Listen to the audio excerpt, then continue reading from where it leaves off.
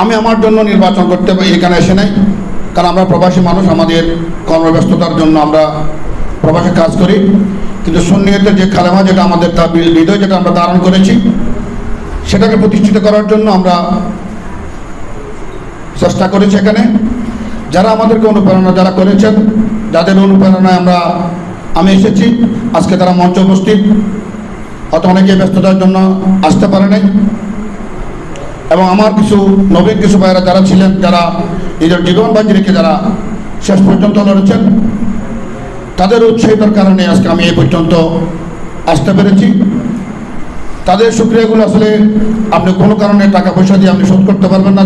যদি নিজের সে রক্তবিন্দু দিয়েও যদি আমি শুকরিয়া আদায় করতে চাই, সেটা আদায় হবে না। আমি সকলের কৃতজ্ঞতা স্বীকার করতেছি। নির্বাচন একটি কৌশলের বিষয়। আমরা কোনো সময় যাতে আমরা কৌশলের কাছে আমরা হার না মানি, কারণ আমাদের দক্ষ, শিক্ষিত এবং মেধাবী কর্মী রয়েছে। আমরা চেষ্টা করব সকলের পরামর্শ নিয়ে আমরা সামনের দিকে এগিয়ে যাওয়ার জন্য। সিনিয়র নেতৃবৃন্দ যে নির্দেশনা দিবেন, সেই নির্দেশনা নিয়ে আমরা সামনের দিকে এগিয়ে যাব। সেটা যদি আমাদের ফলাফল যদি ভাগ্যে ভালো হয়, সেটা আমাদের জন্য ভালো। সেটা যদি মন্দ হয়, সেটা আমাদের জন্য ভালো। কারণ আমরা পরামর্শ করে, সকলের সিদ্ধান্তকে সম্মান করে আমরা এই কাজ করতে এসেছি। একটা জিনিস মাথায় রাখবেন, ঘরের শত্রু যখন বিভীষিত হয়, আসলে সেখানে আমাদের কর্মকাণ্ড একটু বিঘ্নিত হয়।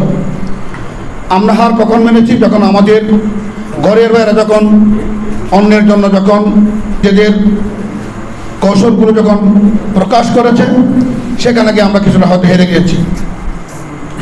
আজকে আমি যখন এসেছে বাংলাদেশ ইসলামী ফ্রন্ট যদি মনে করেন আমাদের কাঁধের উপর সেই দায়িত্ব দিতে, সেটা আমরা মাথা পেতে নেব। যাদেরকে দায়িত্ব দিই, আমরা আমাদের জান, মাল, রক্ত সবগুলো দিয়ে আমরা চেষ্টা করব ওই ব্যক্তির পিছনে কাজ করে মোমবাতির প্রতীক যেন আমরা জ্বালিয়ে দিতে পারি।